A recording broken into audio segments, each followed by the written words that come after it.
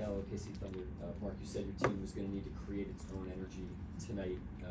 In what facets of the game did you notice that happening to allow you guys to get this win? Well, I thought a lot of the first half we did a great job there.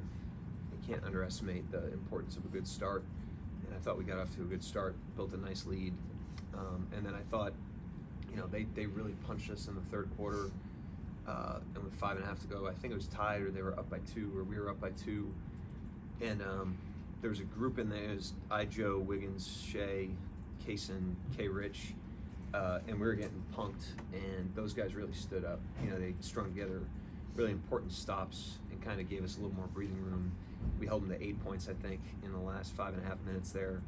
And that was a huge stretch of the game because we really had to stall their momentum. And I thought we did it with, standing up physically, a lot of pride with that group, and we did it with defense. It was impressive.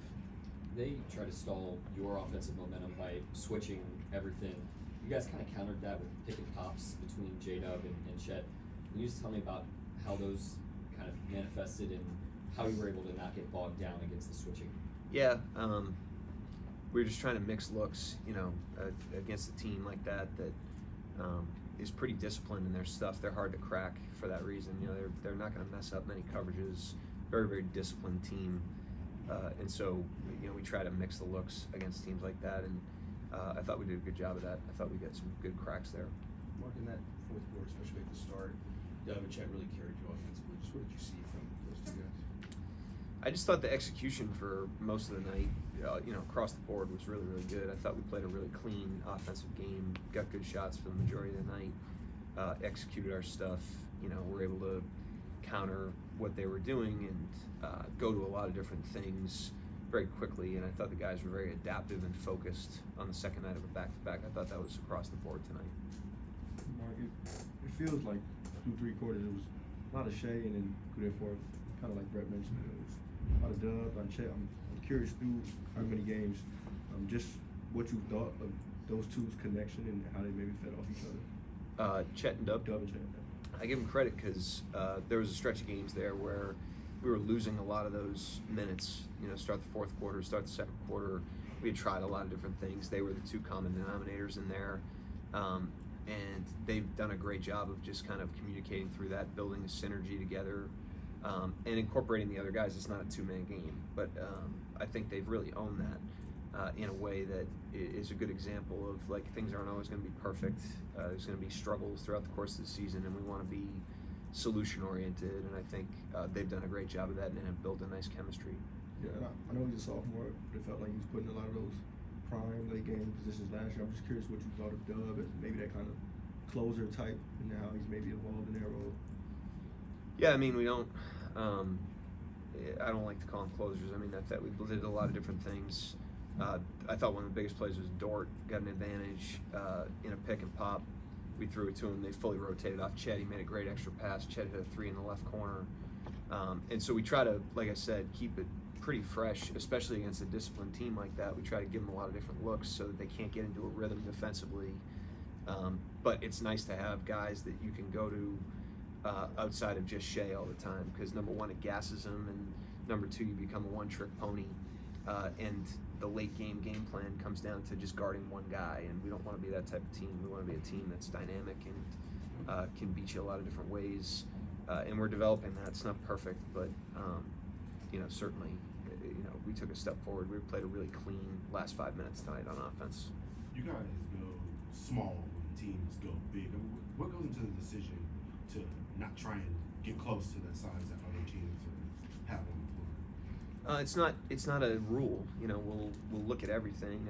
We went big with Jay Will and Chet in the second quarter tonight. So that's certainly on the table. We want to be a team that has a range of possibilities so that we can draw different tools in different situations. But we're not afraid to go small. I think we've got really competitive guys. We've got first of all, we get size at other positions. We're not small across the board. We're small at the 5 in those situations, but we've got tough guys, competitive guys. The group I just mentioned in the third quarter that, kind of stood up, and I thought they changed the game after we took that punch. And those guys are they're scrappy. They're just tough competitors. and it allows you to kind of play a smaller unit and trust that you're still going to be able to move the scoreboard in the right direction. And then, how do you feel about the physicality for you guys tonight? I thought, we played a really physical team. I thought that was a good lesson for us. I thought a lot of plays, they kind of took us out of our initial stuff because of how they pick the ball up and how, they touch you up every possession. They set a very physical tone in the game, and they made it a brawl, and that's what they do. That's why they're a really good defense. And I thought we had good patience and poise to get to secondary actions and to work possessions when we didn't get initial advantages. And then I thought, we got to a point in the game where we started to get some cracks in our initial stuff as well. And that's part of the physicality I was mentioning when we kind of like stood up there midway through the third. Mark, last year you mentioned that there's sort of a spectrum for how aggressive guys are. You have on one end Lou, who you have to kind of rein in a little bit more, and then Dub, who you kind of have to push to take a few more shots. It seems like those guys have settled in more into those roles this season. What sort of goes into that? Is that more on them, or is it like a coaching conversation with them? Well, first of all, I think it's important to acknowledge how hard it is, because you're talking about two things that are like paradoxical. Mm-hmm. Paradox. Like they pull it. What is it? You're close. What is it? I don't know. Well, you're paradoxical. It sounded right. Paradoxical. I think Yeah. you're right. They pull against each other. Mm-hmm. It's confidence and functionality are not necessarily like married together, and so and usually guys have a nature. Lou has a very aggressive nature. That's why he's a very good player. And so finding that balance is a process. It's hard. It's like probably the hardest thing, I think, for a player, no matter which direction they need to move. And we just kind of walk with them in that. It's not like a coach down to player thing. You can't really get anything done if the player isn't committed to it. Like compliance only gets you so far, and we try to be in it with our players in all facets of their growth, not just their shot selection, their bodies, their minds, the way that they approach the weight room, what weight they want to play at. I mean, we don't dictate that stuff. We work with them. We talked pregame about this team not having really played many back-to-backs so far. I'm just curious, generating that type of fourth quarter, that type of game flow on the second out of a back-to-back, does that surprise you at all from this team? No, I mean, I'm never surprised by anything competitive with these guys. They've really set a great tone of that, but I thought we really got into our depth in the first half. I mean, we were able to keep the minutes under control and still have control of the game.